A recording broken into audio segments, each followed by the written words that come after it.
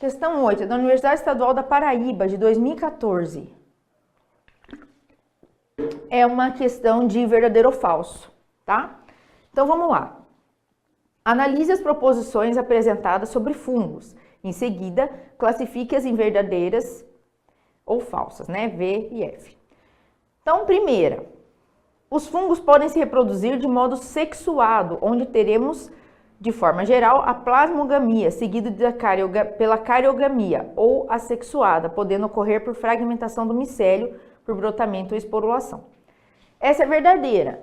Mas, Carla, esse nome estranho aí, plasmogamia, o que é? Então, seria o quê? A plasmogamia está relacionada com a fusão do citoplasma, tá? Então, plasmogamia seria a fusão do citoplasma, tá? Fusão do citoplasma de células do micélio, né? Que estão presentes na hifa. Então, só para você entender o que seria essa plasmogamia, tá bom? Belezinha? Então, essa é verdadeira. Tranquilinho? Vamos para a próxima.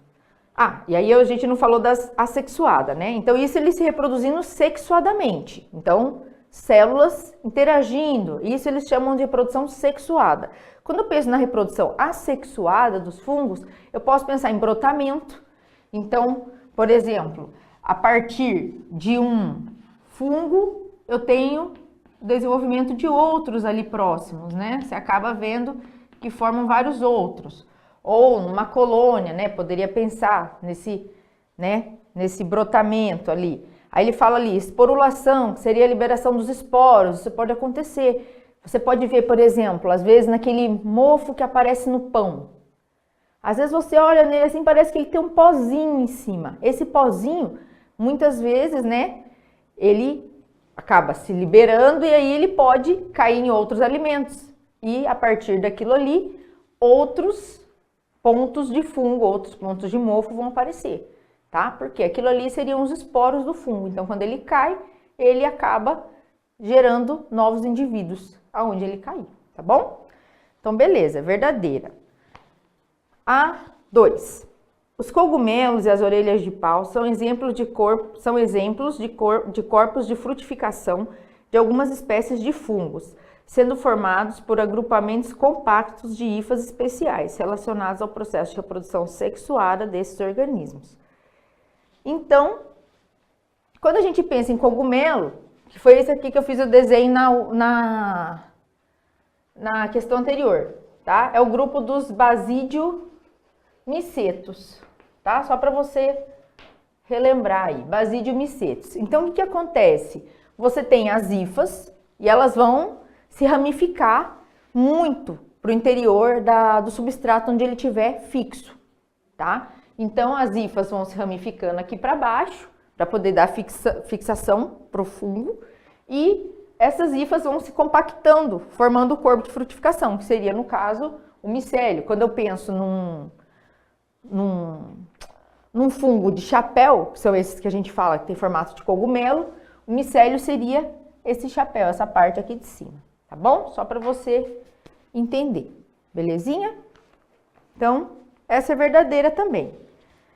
A terceira, os fungos multicelulares são constituídos por filamentos ramificados, denominados micélios, os quais contêm material celular do fungo. O conjunto de micélios forma a hifa, que constitui o corpo do fungo.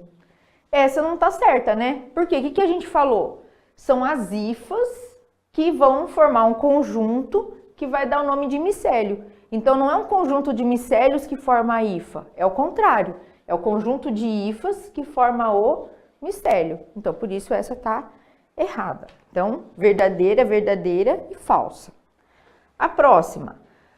São organismos fundamentais no processo de ciclagem de matéria na natureza, pois as espécies sapróbias, juntamente com certas bactérias, desempenham um papel de decompositores. Isso é verdade. Lembra que a gente falou na questão anterior, quando a gente tocou nesse assunto, né, na questão anterior, que era a questão 4, a gente falou do quê? Que existem fungos com vários modos de vida. Um desses modos de vida é a decomposição, que na verdade a gente chama de seres sapróbios ou sapróficos, tá? Decomposição. Escrevi todo torto. Decomposição.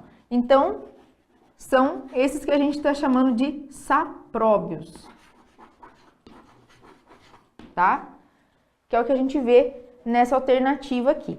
Então, são espécies sapróbias ou sapróficas, você também pode ouvir falar assim, tá? Tem a ver com decomposição. Então, você vai ter fungos decompositores e bactérias decompositoras. Fazem a reciclagem da matéria orgânica, devolvem essa matéria orgânica para o ambiente. Então, eles são essenciais para a natureza, para devolver os nutrientes para a natureza, tá bom? Então, essa verdadeira. E a última são organismos eucarióticos, autotróficos, uni- ou multicelulares que se nutrem por absorção e têm o glicogênio como substância de reserva. Qual foi o erro aí, né? Que ele fala, se nutrem por absorção.